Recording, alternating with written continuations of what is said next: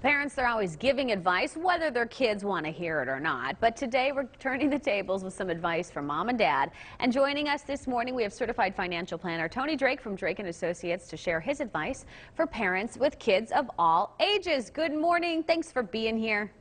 Great to be here. We appreciate it. So jumping into parenthood, it's exciting. But for those people who are, joining into parenthood, what would you say your first piece of advice is for new parents? Well, a lot of folks may not think about it, but right when your first kid is born is a great time to start thinking about finances. A lot going on in that time period, but God forbid something happens to one of the two in a couple, that could be financially devastating. So life insurance is really important. Important to remember with life insurance, as you have major life kind of accomplishments, maybe raises, you buy a bigger house, the budget goes up, you're going to need more life insurance to protect that other spouse should something happen to you. Then we kind of jump into that second stage of life, let's call it 3 or 4 to age 18 when the kids are in school. And I think it's really important to make sure you're talking to kids about money.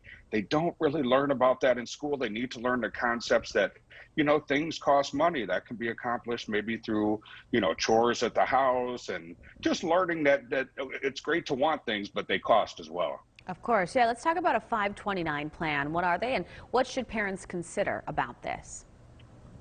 Yeah, a 529 plan is a great way to start saving for your kids' college. Goes in, it grows tax-free, comes out tax-free, so long as it's used for qualified education expenses. I really talk to my grandparent clients about this. This is a great way to give to your kids. We all want to spoil grandkids, but it's a great way to give to the kids and still teach them some financial lessons. So that can be a great savings tool. Like anything, the earlier you start, the better. Compound interest is a wonderful thing, and it's going to work in your favor over time. Very neat. Okay, so let's talk about teenagers specifically. What are some of the best ways to teach them about managing their money as they start those first-time jobs? I think sometimes we're hesitant to jump in and talk to the teens about it. In my household, my kids split their money in 3. 1/3 goes into savings. One can spend as they see fit, and 1/3 they give away to charity. Even if you don't want to match those percentages exactly, it's a great time to start teaching them about savings, get them in that habit. Don't be afraid to talk to them about investing. They may have some ideas and they can really get into it. They'll talk to you about what stocks they like. And if you're not really into investments, there's also some really easy funds they can put money into. If you get those habits early, you're really going to set them up for a great financial future. All right, so parents can add teens as authorized users to their credit cards even before they turn 18. Is that a smart idea?